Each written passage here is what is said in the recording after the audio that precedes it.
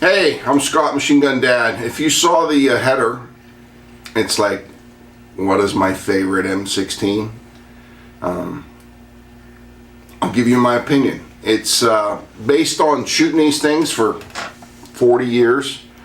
I've had a machine gun in inventory or a personal one, I couldn't tell you, 25 of those 30 years, plus I've had friends that have had them. I'm not a serviceman, so I didn't, I played with them in ROTC in college, but that was just, really wasn't much experience. So, but I have a lot of people ask me what should I buy. Not M16 wise, AR-15 wise, and the same applies for me to that. Okay, first of all, only 223-556. We're not talking 7.62 by 39 or 9mm or any other caliber. Oh, I forgot. This reminded me. Hit the like and subscribe button because I got to give YouTube their dues. Anyway, so I've got an example of some of the M16s that I own. We start with a M16A1 Vietnam era. This is a Colt. This is a M16A2 Colt receiver, but built up as an A2. Colt Commando, 11.5-inch barrel, flat top. This is a Bushy with an auto sear. This is a Colt M4, set up with the ACOG.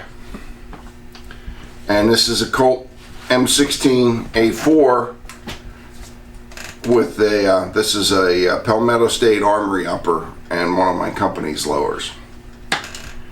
Why do I like, which one do I like? Well, first of all, which ones don't I like? I'm not a fan of this. Everybody likes short barrels. You can see Flaming Pig does a pretty good job of throwing the noise away from you. If you're going to run one like this, you should either have a Flaming Pig or a can on it. So that adds more cost. You're also doing away with the ability to punch the gun out to 300-400 yards by having a 10.5-inch barrel. And if you've ever been on a line with somebody shooting one of these next to them and you're getting the concussion off the end, it's just not for me. So this would be my last choice. My next to last choice is one that seems to be the favorite of people. It's the M16A1. Why the M16A1 is my next to last choice? It, as an M16, has a light barrel, so it overheats pretty quick, and the cyclic rate, if you have the original M16A1 lighter buffers, it's too high. It's not really a controllable on full auto. It's controllable for somebody like me, but the average person would have problems keeping it on target.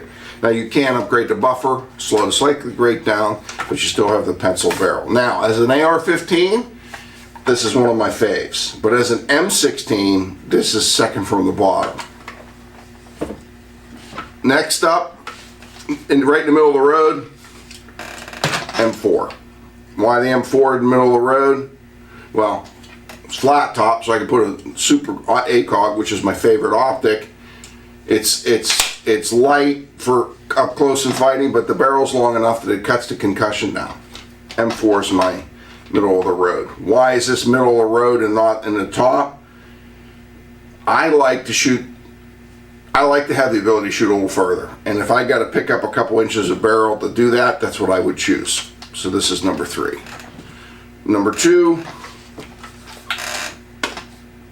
I think this is the best iron-sighted version of the M16 AR-15 series. Again, if you're going to buy an AR-15 and not an M16, I like this style weapon because I think you should learn to shoot with iron sights.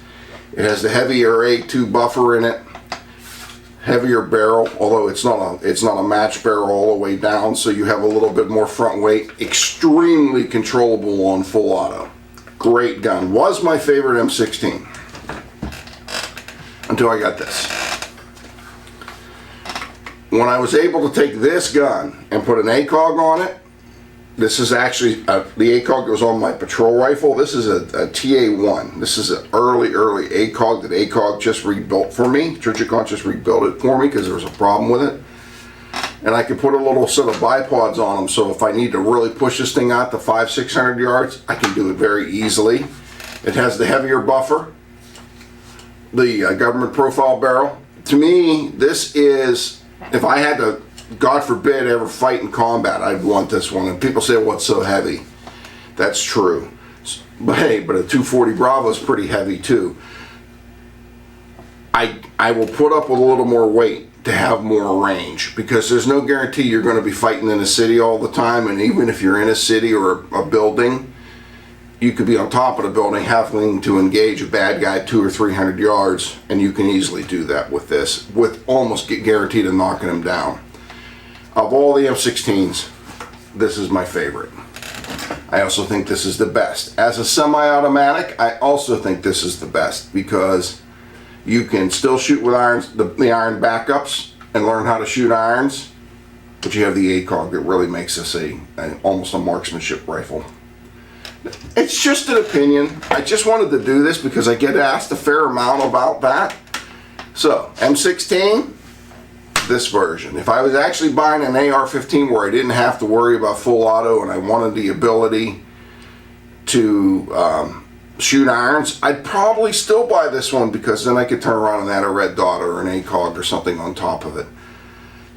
If I wasn't worried about the irons, then I would, as an AR-15, I would buy one of these two. And then after I got good with this, then I would move over to have something like this. That's just my opinion. Opinions are like a-holes. Everybody's got one. You don't have to agree with me. That's the best thing about YouTube. 90% of you don't agree with me.